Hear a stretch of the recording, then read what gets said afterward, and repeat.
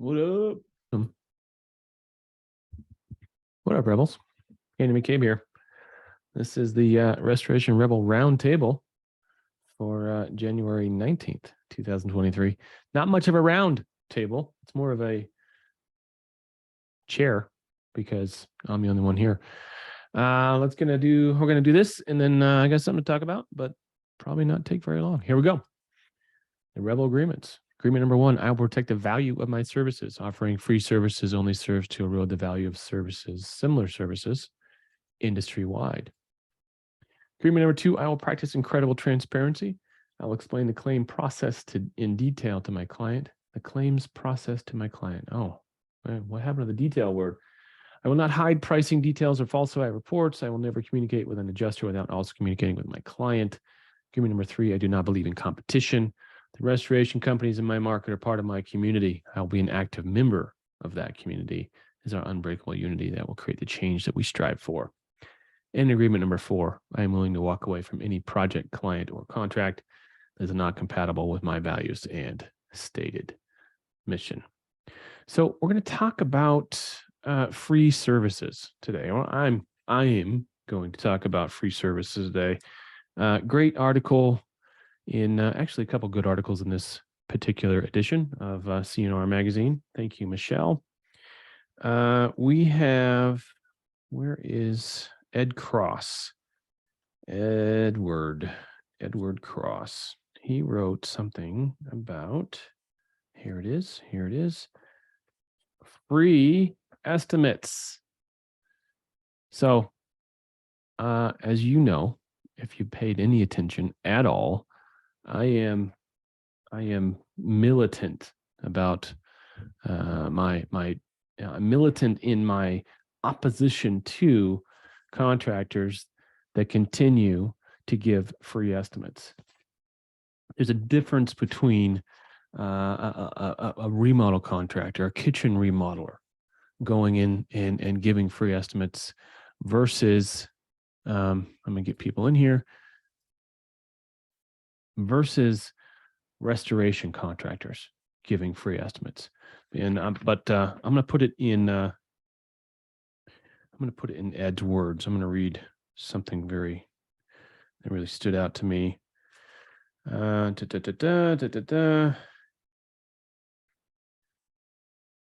Okay, here is.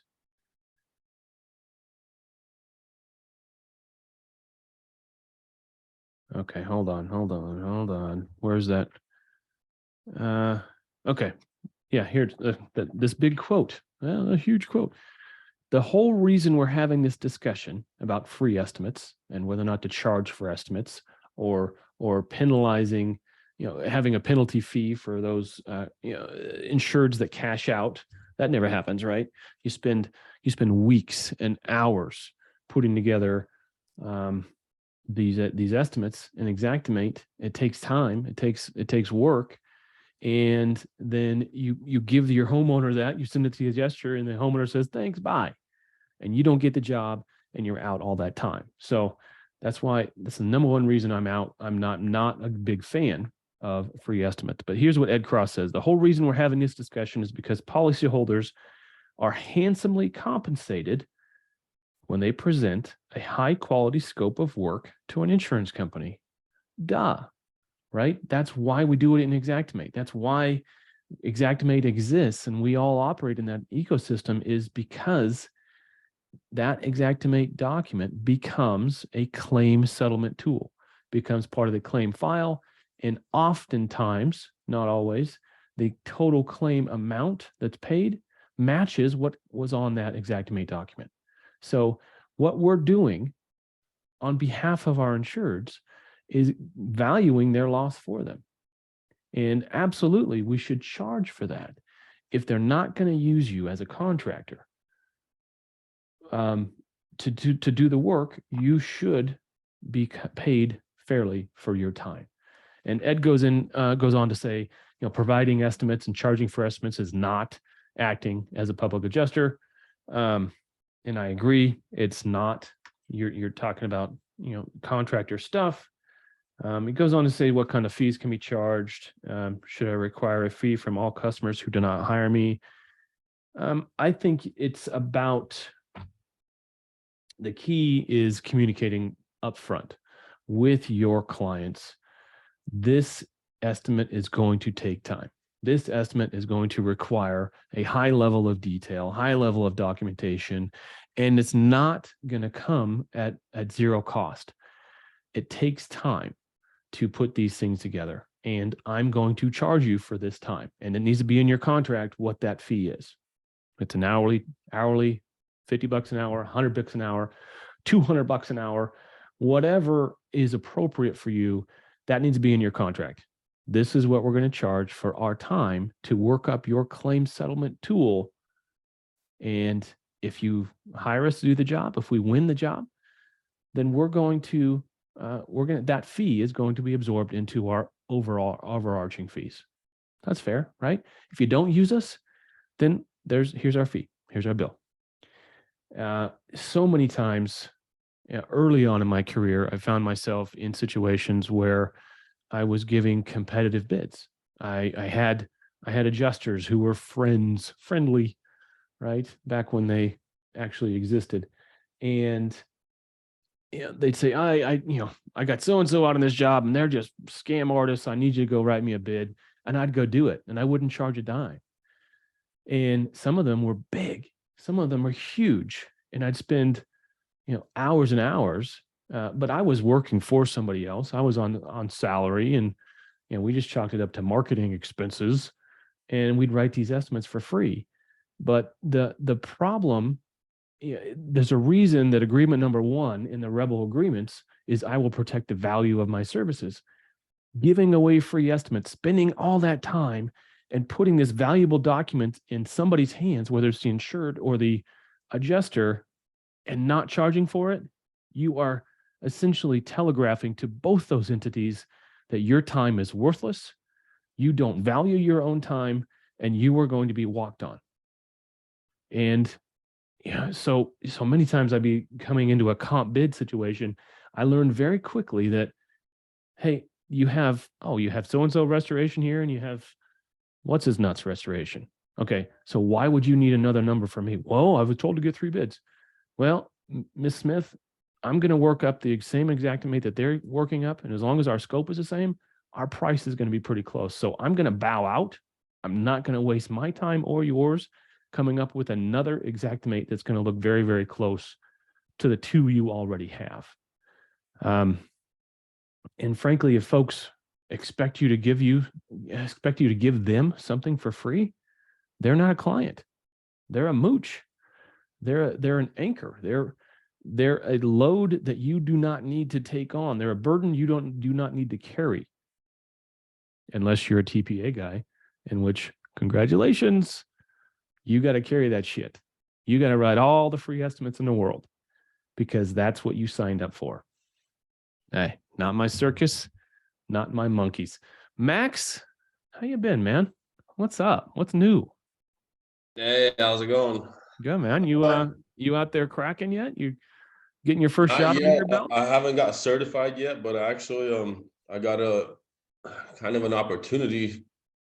I actually had somebody random that I used to work for a long time ago call me, and I went over there last night, and apparently they bought somebody's restoration company and they want to partner up with me in doing that. But I don't really know if I want to partner with them, because he's like almost 60 years old and he's on the verge of closing down his business. So he's kind of looking for someone to help him, and I don't want to be doing all the work. So I think I'm going to offer to buy the equipment from him, and then for a really good price. He almost got it for free, and it's pretty new stuff. But he's gonna. So what's his need? What is his pain point? He's a general contractor, but he's been injured, and he's kind of just moving slow. He's thinking about giving up his business, letting go of the warehouse, and he's looking for someone to partner up with, kind of, so he could just be in the background. But I don't really like the sound of that. I'm thinking about just offering him to take over his warehouse and buy the equipment from him. Well, and he sounds like he's willing to do that also.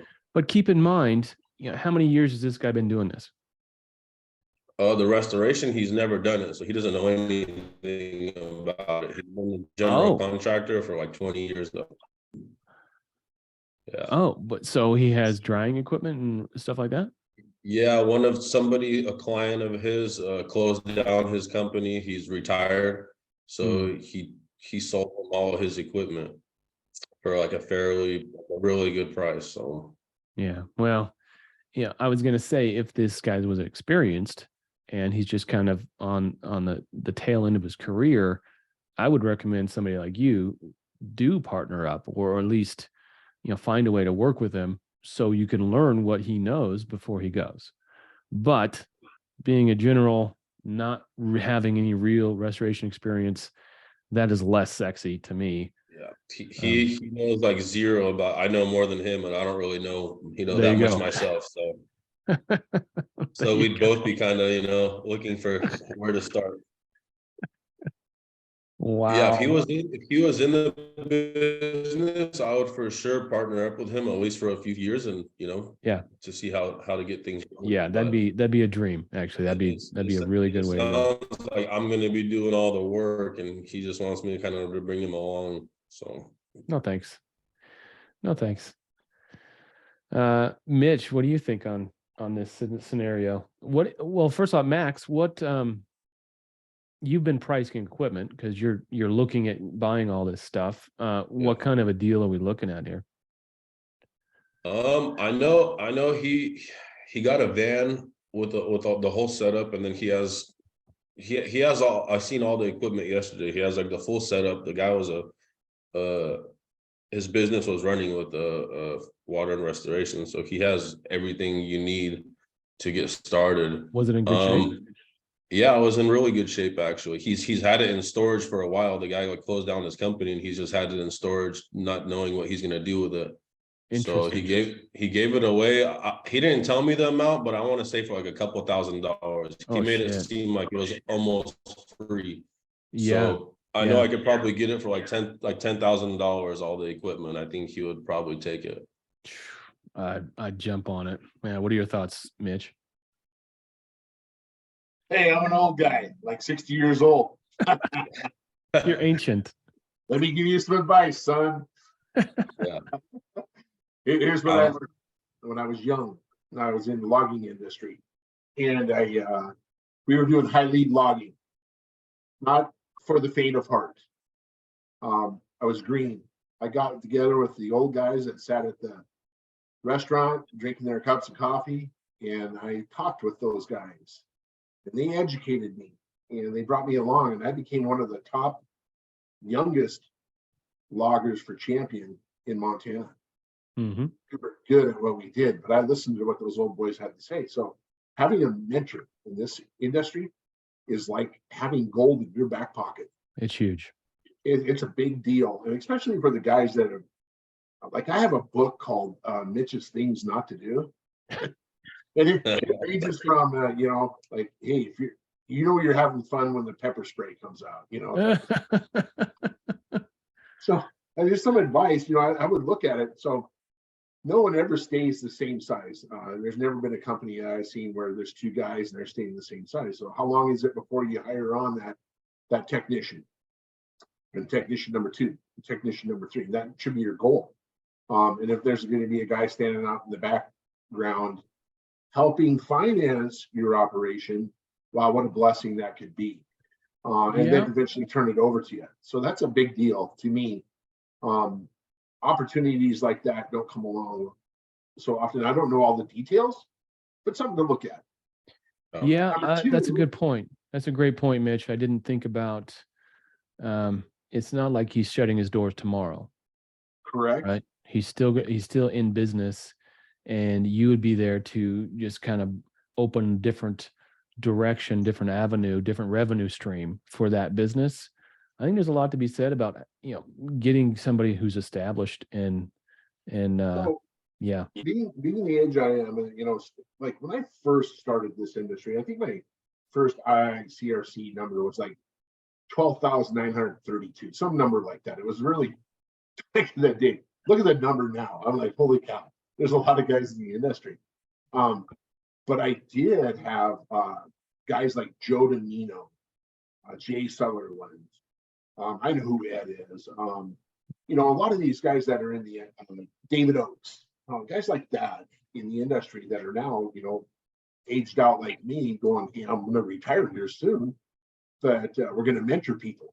Who needs the help? Who wants to move along and grow rapidly? And one of the things that I always tell my kids, there's several different things. Number one, I forgot more than you'll ever remember.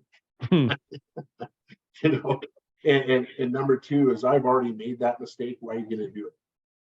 Yeah. You know, Yeah. that situation. That things not to do book is written in blood for sure. Right? And there's a lot to that one, let me tell you. I grew up in the logging oil field industry. We tore it up, boy, let me tell you. But going back to your original thing, we have a contract that we put together because we're tired of writing estimates for people. And, you know, if you want to use us, great. We're going to write this scope of work, make a decision. I'm like, pick a contractor because there's lots of numbers people can throw out there. But if you want an estimate written for you, we have on our contract Exhibit B. And in Exhibit B, I have a sliding scale. We have a sliding scale where you're going to pay for your estimate. If you want us to come in and write, you know, anything over, I think it's $10,000. We are cranking out that exhibit just because it takes a lot of time. Yeah. Here's what Ed said. Is point number 2, the right to a fee is not automatic. Don't bother asking for a fee unless the customer signed a contract that clearly and conspicuously requires payment of a reasonable fee. The scope preparation fee must be clearly explained in a written document signed by the customer. Assume that customers will not see the reference to the fee in the contract. Assume that the customers will not see the reference to the fee in the contract. Interesting. Explain it to them and have them initial it. To be enforceable, the amount of the fee must not be shocking. If the fee equates to thousands of dollars per hour for estimating time, it may be unenforceable, particularly if there was no opportunity to negotiate it. Take it or leave it deals are difficult to enforce. Sometimes the simplest and safest course of action is to structure the fee based on a reasonable hourly rate or a flat fee, rather than a percentage of the amount paid by the insurance company. The hourly rate should generally be in line with hourly rates charged by similarly qualified professionals in the same market. So that's $165 an hour. If you're asking me, it's less if you're asking people that don't write as good as me. How about that? Right? You can get an estimate writer for $20 an hour, but you're gonna get exactly what you're paying for. Don't forget your nickname, Andrew, that Vince and I gave you. I forgot it. What was that? Oh, Patty McCabe. I'm gonna pad that estimate. Oh God, Patty, really? Patty. No, no. Oh, come on, let's have some fun. Yeah, I have. We can call you Fluffy. I mean, come on. Fluffy. I like Fluffy better. Right, actually. Oh, come on now. Yeah, just if it's in the Xactimate database, I can charge for it, right? Right. With the new one that came out, I don't know if anybody knows this one, but have you seen the new drywall window wrap? DRYWDR. That's a good one. That was a sweet deal to see that in there because I've always added that in to try to do a cased opening. And combine that with rounded corners. Correct. Almost, absolutely. And so I was inventing those prices because Xactimate doesn't cover that. They don't fill that 4-inch gap on all those walls. Yeah. That's crazy. Q&A. Okay. Miss Sterling is here. She said you had a hard time logging in. But you're here now. So I am. I'm hoping nobody else had the struggles I did. The struggles were real. Well, there's 6 people here for a change. That's good. That's good. Yeah. Better than last week. Mr. Roush, what is happening, man? Talk to us. Where are you at these days? Well, I'm in Mesa right now, helping my neighbor who's trying to get some tile put up on a wall. So I'm listening to you guys while I do that. Okay. What are your thoughts on free estimates? No, No. I charge now. You have to. Yeah, that has that slowed down things besides all the stuff we've talked about. Absolutely.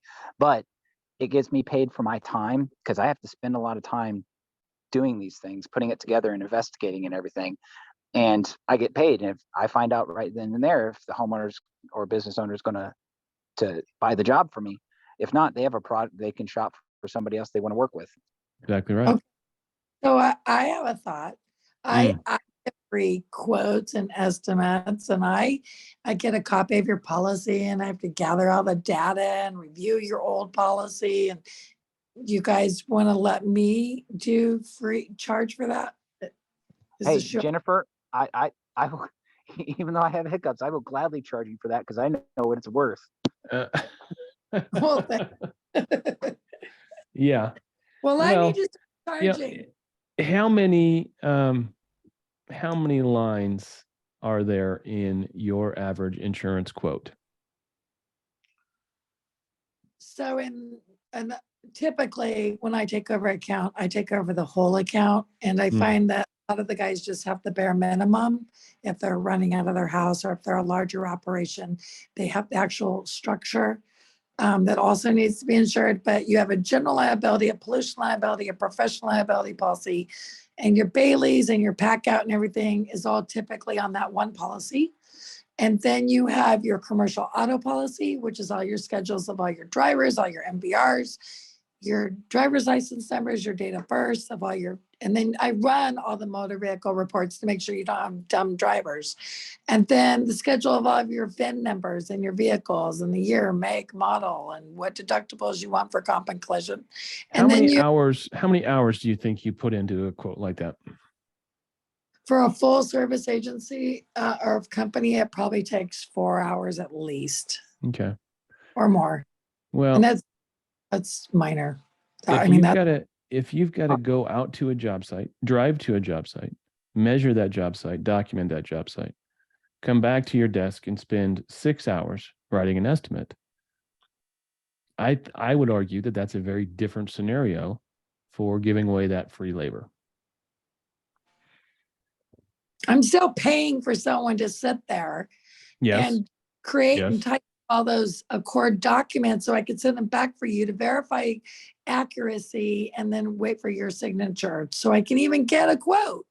As are we. And here's the real deal. Hold on, let me get Joe Spears in here. We're not an industry that we're not out there looking to make money writing estimates. That's not the point of our businesses. You're right. The point of your business is not to write quotes all day. The point of your business is to sell policies. So, what we're talking about here is scenarios where it's not a job, and we just haven't done a good enough job of sussing that out before writing this estimate. And sometimes we've got homeowners that are really coy about it, and they'll be, okay, who's talking? Wait a minute, mute it. I think it's okay. So we'll have homeowners that know they don't stand a chance against their adjuster alone, so they're going to use somebody. They're going to use us, but they have no intention of using us. But they're not going to tell us that. They're going to say, "Oh, it's your job. It's your job. You just got to write the estimate. You just got to get the estimate." And I've probably done that 100 times. It's your job. It's your job. I just want to see the estimate first, and then we'll go with you. And then the estimate comes out. Are we talking about estimate only fees? We're talking about free estimates, and the article here with Ed Cross from this month's CNR magazine. So, at the end of the day, I would like us to never write estimates, but that's not realistic. Nobody wants a quoting machine. Nobody wants to be a estimator machine. Nobody wants to do that. Our time is worth. Tell that female smokes a fucking 2 packs of squares a day, boy. The hell was that? Interesting. That was awesome. What was that? I think I'm that was a looking forward to that soundboard on from like the playback. 90s. Oof. I mean, real quick, just so I can play catch up here. Are we saying, are we trying to argue that we should be charging people, or Yes. is the argument that it's Yes. absolutely? Yes. Yeah, like I mean, so I've always done it because I'm always driving around anyways, and Indianapolis is only 40 miles wide. I mean, always 30 minutes away. I'll happily come out and look at it and give you a spitball from my hip. You're looking at about $5,000 worth of work here. Right. Right. That is free. That's free. Is, You want me to that is itemize free. it and put it and take my time for it? Some of the companies I've worked for have done 250, 350. We charge 1%. If you don't do the work, then we got paid for our time and effort. If you do hire us, then that 1% is reapplied back into the estimate. Yeah. And as part of the overall job cost. Of the contracting fee. Yes. Because it does. You get, I mean, especially with mold, like too many people. Oh, well, we don't own the house, but we need to buy it, and we need to have a mold inspection done. They're just using it to get the price of the house taken off. Like, they have no intention of doing the job, or vice versa. They're selling it. They have no intention of doing it. Like don't waste your time on those people. Like, weed them out. Right. Yeah. And that's a skill that we learn. Us old salty dogs can sniff out a homeowner that's just looking to cash out a whole lot easier than a guy that's never done it before. So early on in your career, you're going to end up writing a lot of free estimates because you didn't set it up properly. You didn't set proper expectations at the front end. And like Ed Cross says, you don't have a fee structure for this estimating function built into your contracts. And if you are doing it, the best way to do it, they call, okay, well, be aware, I'll come out and give you a free estimate. Let them know right then and there. If you want me to come out and give the itemized estimate, if it's a flat fee, tell them, it's it'll be $350. I'll gather the information, but make sure you're collecting that, guys, before you don't here's your invoice and here's the estimate at the same time and have it attached to the bottom of your QuickBooks. Make sure they pay you, and then you mail them the estimate, because I've seen way too many times where people will attach it at the bottom of the QuickBooks invoice or whatever and say, here's your estimate, and then never gets paid, and they already got and now they have the PDF as well. And they got what they wanted. Yeah. Ed says, if the customer balks at a scope preparation fee, you may not have wanted that customer in the first place. Amen. Bingo. Learn to spot customers who are not likely to sign a contract. Some telltale signs include apprehension or hesitancy. Some say they might cash out, or they are simply collecting information and have not yet decided whether to hire a contractor. Others say their brother, sister, grandma is a contractor and might do the work. These are red flags that may justify the request for a fee. Bad PR. We must be mindful of the fact that free estimates is a common phrase in American commerce. You're better off with savvy customers than naive ones. Savvy customers carefully vet service providers. Why should I pay you just to tell me what you will charge? You'll need a strong response to that question. They're not paying you to tell them what you will charge. They're paying you for your years of experience and training and the thoughtful technical analysis required to prepare an accurate scope of service. The Excellent. claim settlement That's why document. the key language there. An estimate is free. An itemized estimate you will pay for. I can give anybody an estimate at any time, easy as can be. But if you want me to take the time to itemize it and make it detailed, then you're going to pay for it. Yeah, 100%. Say that again? It's called an indication. Elaborate. An indication. So like you said, like you're telling me it's a 300 square foot room and it's downstairs and 3 gallons of water flooded the carpet. I can give you an indication of how much it's going to cost me to clean that up. Sure. Or if you want a formal quote, it's going to cost you. Yeah. And let's be honest. I thought that was that herb or something you take so you don't get sick. Well, exactly. When you I lost my train. Where'd it go? Off the rails. keep in mind. And always, I mean, you should always aim. Sorry, Andy. You should In- always aim high. Like estimate a 4.5 or 5 day dry out. Oh, Don't hell just do a yes. 3 day. Hell yes. Always go worst case scenario. So you have if everything goes to hell in a handbasket, you're at $10,000. But I bet you we can come in under this price. And even if you know for a fact, I don't think we're going to be at 10. Estimate it high, to protect yourself, because most contracts have to have a price on it. Yeah. And you have to have a change order to go above that price. And if they're paying for the estimate, they're gonna be shitty when you say, oh well, I didn't estimate for this, or this. You're the professional, you should have known for it. So go ahead and estimate like a category 3 and then dial it back down, because a homeowner will love you till the day they die. If you told them 10,000 and then at the end of the day say, guess what, you only owe me $5,200, as compared to saying, I know I told you 52, but we opened the cabinets, the toe kicks up, and there's mold, and then we found extra floor underneath there, so it's actually going to be $10,000 now. That will lose you clients. Always paint the worst picture. Always go worst case scenario, and then when it doesn't turn out that bad, you're the hero. You're the hero. So what I was going to say is keep in mind that in insurance claims, price is seldom the factor with the insured. Very few times is price the actual factor. The factor is, can I get my insurance adjuster to pay for this? So values get squishy and numbers become irrelevant sometimes. So they're not asking for an estimate. They're asking for a claim settlement document that you are particularly skilled at providing. And that is a skilled trade. I mean, and that's what I do for a living. I write Xactimate for a living. That's a skilled trade.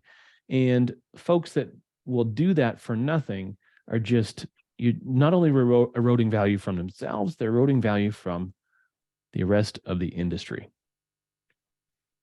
And if you are writing an itemized estimate, or you're giving somebody a quote, especially on mold mitigation work and stuff like that, you better be giving them, this is only valid for X amount of time, for 48 hours, 72 hours, because the water changes categories, obviously, which changes your scope. Mold gets worse. Do not, because everybody's by default is always thinking it's a 30-day quote. That's what most will automatically think. You need to make sure it's in bold, italic, underlined on your estimate. Quote is only valid for 48 hours or 72 due to water intrusion, Right. Could potentially get worse. Yeah. And sometimes the best job is the one you turn down.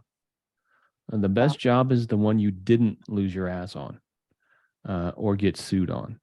So, it takes, Max, you're a new guy. You don't even know. You have no idea yet. But you will learn. You'll get that sixth sense. The hair on the back of your neck will stand up when you're talking with some folks and you're like, ooh, we're going to walk. We're not going to do this job. Yep. So before, like when I used to drive out to almost any estimate, as soon as they call, I was just eager to schedule them and drive out. But after I took a mentorship class, now I pre-qualify them over the phone. And now when I actually go out to I charge a flat fee of $250 for the estimate. And if they go with me, I reimburse them that. I pre-qualify them over the phone. So based on I'll have them send me pictures. I'll ask a lot of details. I'll go over it and I'll just throw a rough number at them.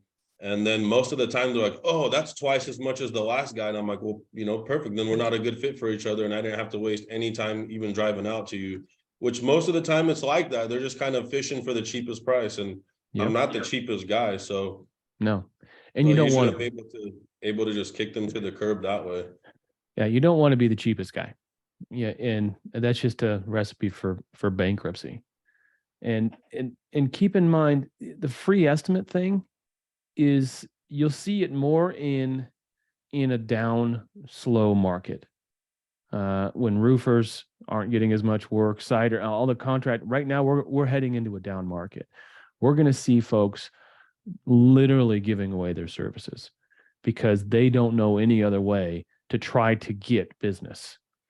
But if you're giving away free services or free estimates, it's just a signal that you're desperate. And the reality is The market needs us more than we need the market. There will never be enough restorers in the market ever, especially in surge events, big cats and things like that. There's one restorer for every 100 needs. So we just need to keep that in mind as an industry. We are the valuable commodity. They are the ones with the need, and we can fulfill that need. But that's not going to happen for free, and that's not going to happen for a discount. If you're me, I don't discount shit. I'm busy enough. I'm actually raising my rates so I can get less busy, so I can deal with the people that I can make more money on and spend less time on. The 80-20 rule applies across the board.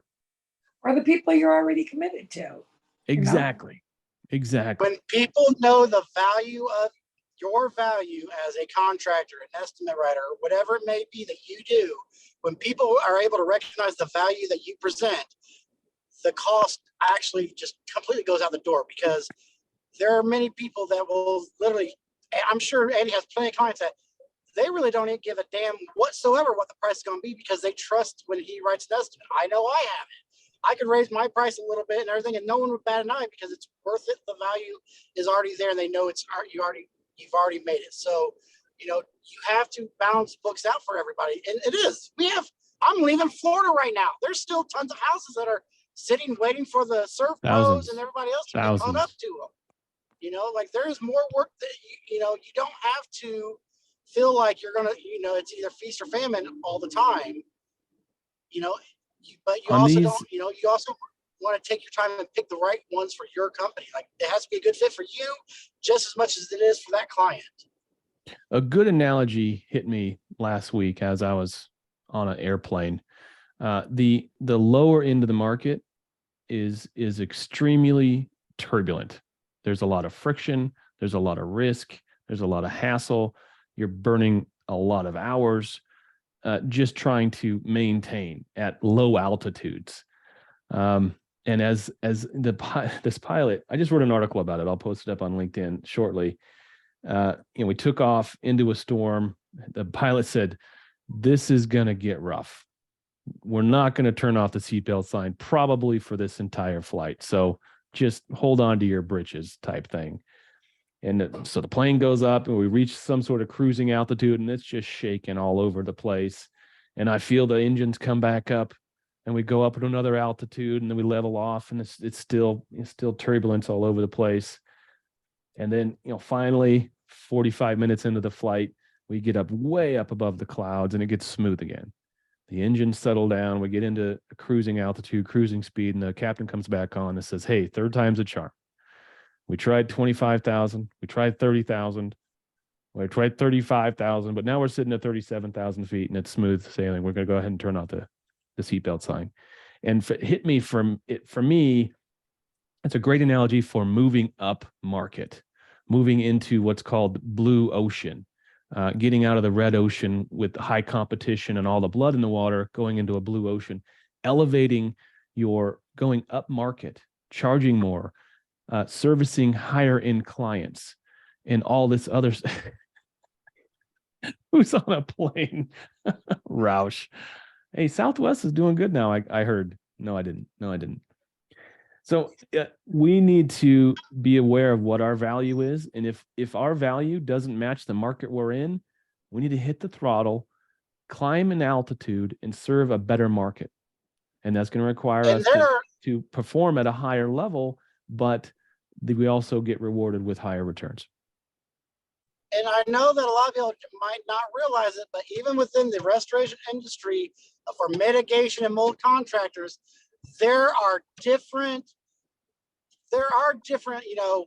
subsections of restoration. Like Andy said, specialize in high-end homes. Be that restoration guy for all the historical home societies and the antique, 200-year-old homes.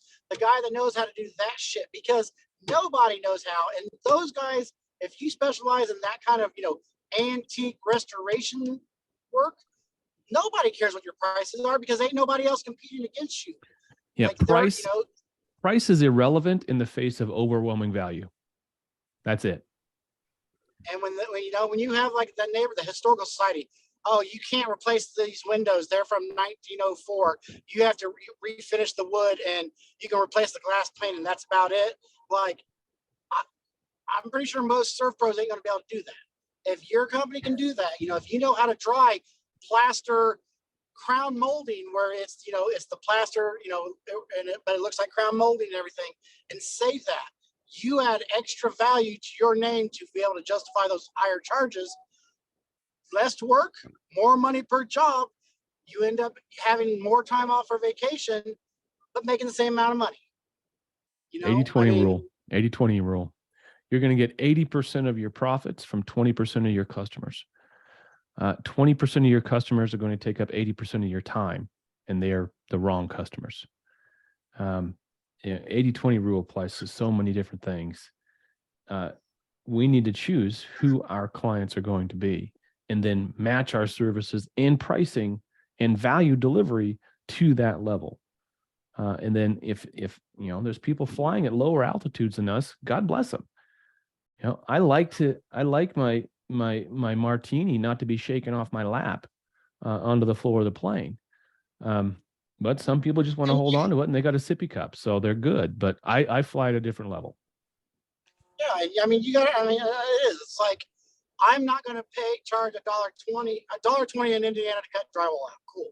If I go into a millionaire's home or like a movie star celebrity who has completely high-end stuff, there's higher risk, there's higher liability.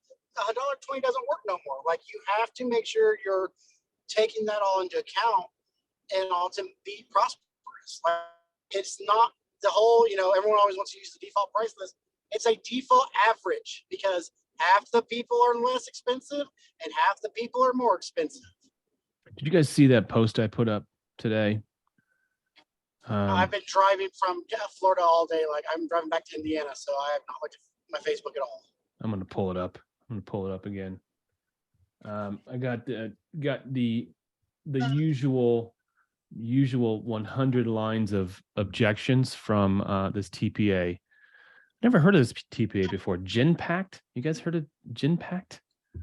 No, neither had I. I'm going to share this. This is worth sharing. I'll share this one, and then I'll share my reply. Okay, get this stuff out of my way here. So I'm the water mitigation specialist on the above claim on behalf of Horace Mann. Oh, phone's ringing. I'll close that out. And then she said, 12 things: incorrect price list, no emergency service charge, changing drying days from 4 to 3, removing supervisory charges, changing how I invoiced in Xactimate, changing con room to con labor, remove pack out per, all this, you can see it's right here. Remove the O&P. It's like, all right, well, that's all fine and good. Hold on. Where's my reply?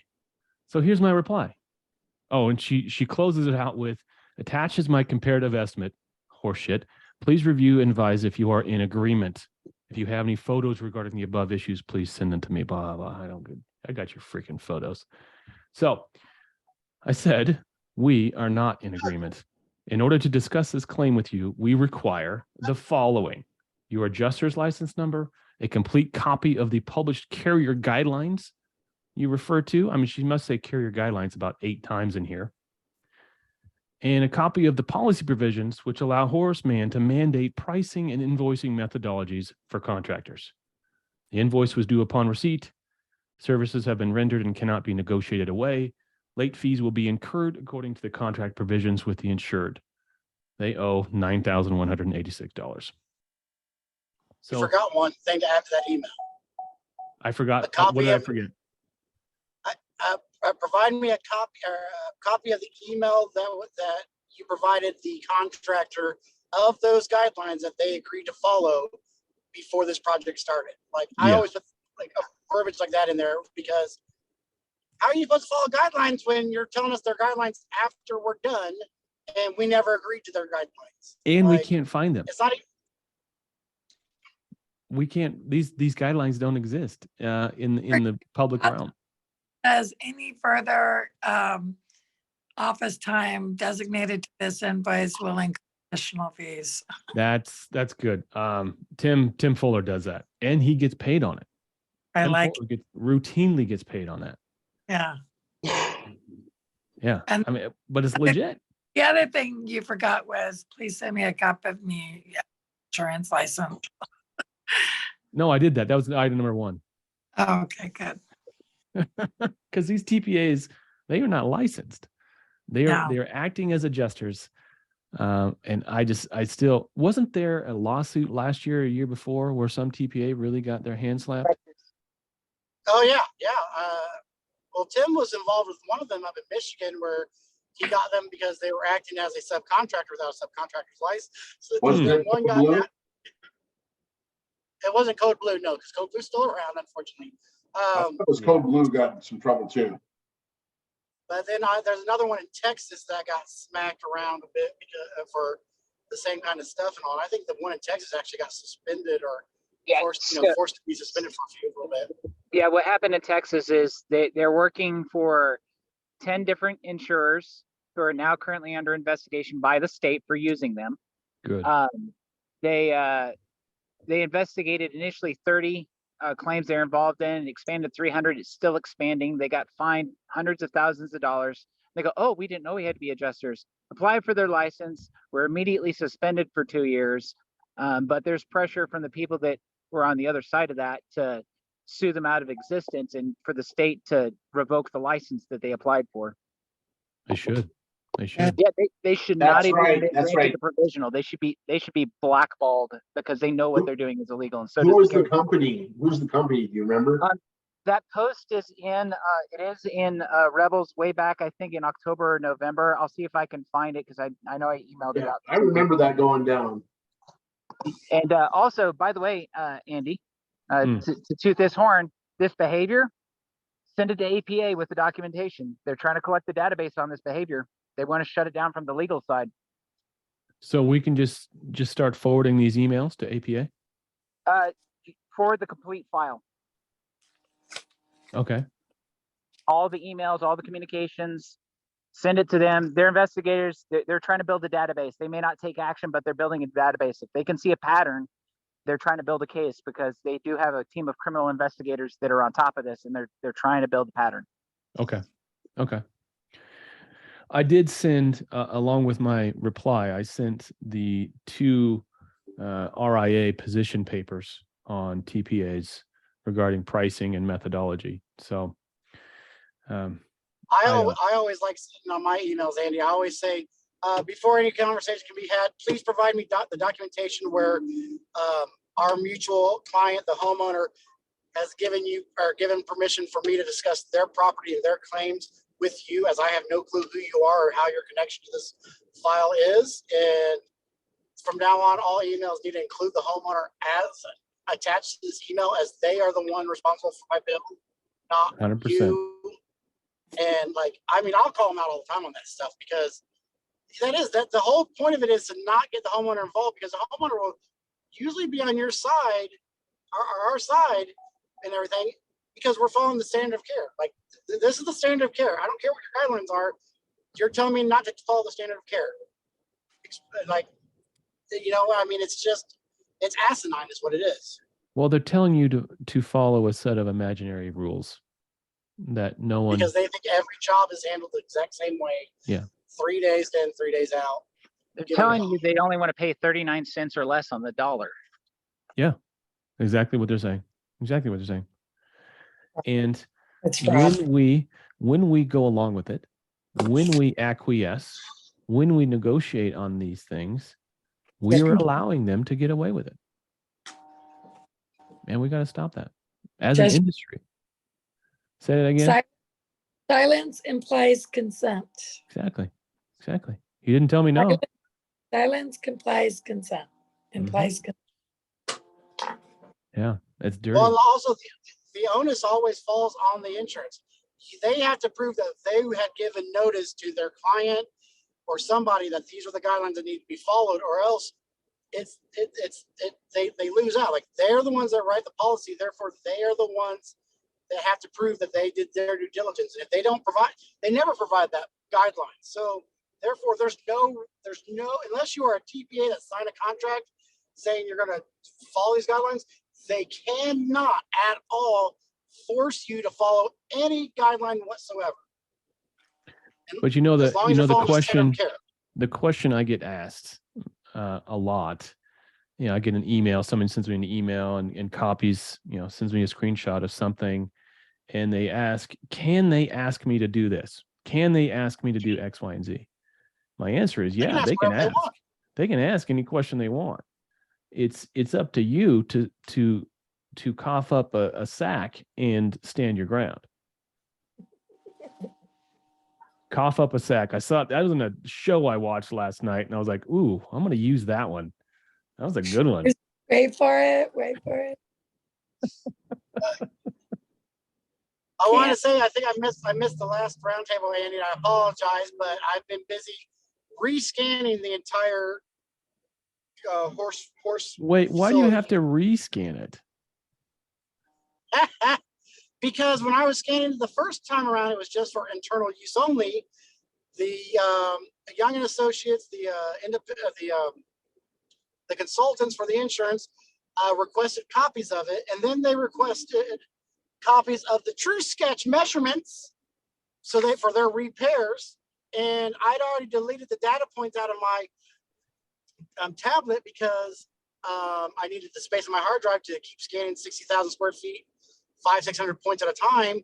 Oh and all the scans that I had for the most part were 30 to 60,000 square feet at a time, and you can only get 25. So I had to go back through and rescan the entire facility. God. But they're paying for that. We had additional flooding and more losses occur Are while they we were paying? there. What are they paying? What are they paying for that? 500,000 square feet of scanned and measurements. What is that? And it's gonna be more than 20 by the time we're done with it, because for the true sketches alone, I've had to break this property into 23 minor sketches or minor scans, and then once I get the true sketches, I can merge the walls together and all. And most of the scans are the $700, $800 scan prices. This is gonna be 50 grand. It's gonna be 50 grand. Yeah, and you gotta mark that up plus your time. Holy cow! Yeah, it's a good project. So I'm gonna get going. Let's how many are anyone in the room? There's only 6 of us here. And I left the Facebook page. Nope, there's the Facebook page. Is anyone going to the RIA event in Anaheim next month? You are. Good. Yeah. Jennifer, I will see you there. We're gonna take the family down. We're gonna go do Disneyland while we're there. We need more god dang events in the Midwest so I can go to them. Like everyone's either in Florida, it just came up. Vegas, It's easy. So there's a hotel that I used to stay at all the time when I used to work at ATI. So we're just gonna stay there. ATI is right up the road.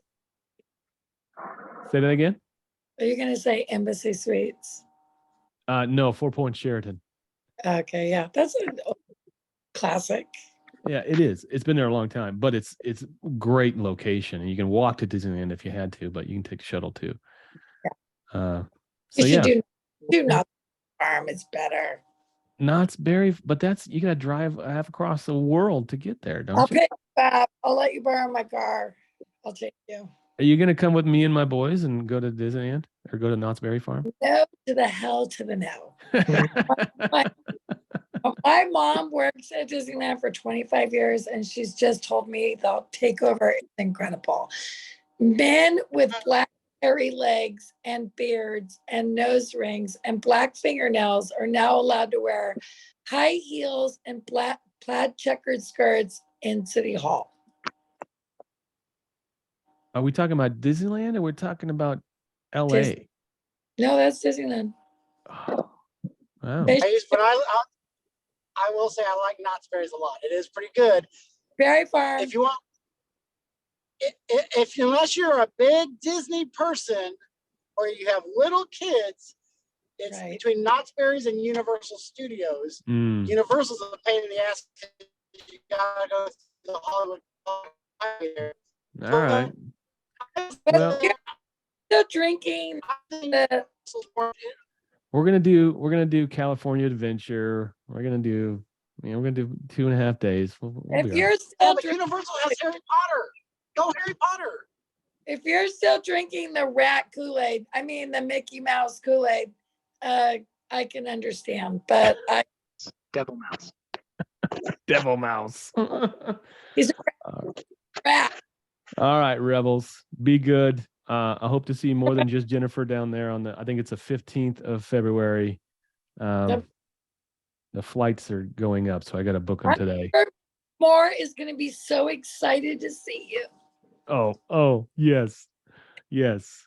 I didn't know there was one in Anaheim because I have in my notes the one in Orlando on April 24th. Yes, No, sir. this is a networking event. It's not an official big conference, but it's an Yeah. RIA event. Yeah. So I'll be there. Yeah. All All right. right. Well, we'll get to hang out. We'll go do lunch and we'll giggle. Let's do it. And next week I am not going to be here. I'll be in Portland doing some consulting. So that'll be fun. That event is the 15th, right? Or the 14th, or that's for Rhea? I mean, for Does it ATI. sound like I know? Because I don't. Hold on a second. I'm gonna pull up my email. It's Before we February. go. Restoration Industry Association. That is the 15th, Wednesday, February the 15th, 9 a.m. to 5 p.m. in the flagship headquarters of ATI. Oh, it's a beautiful building. It is. It It's is gorgeous. and whoever shows up, I'll show you where my desk was. How about that? You're funny. I had a desk. It's in the warehouse. It's gone now. Yeah, they burned it. I got rid of it. All right. You guys have a good week. Have a good weekend, and we'll see you next time. Have a good weekend. Bye-bye.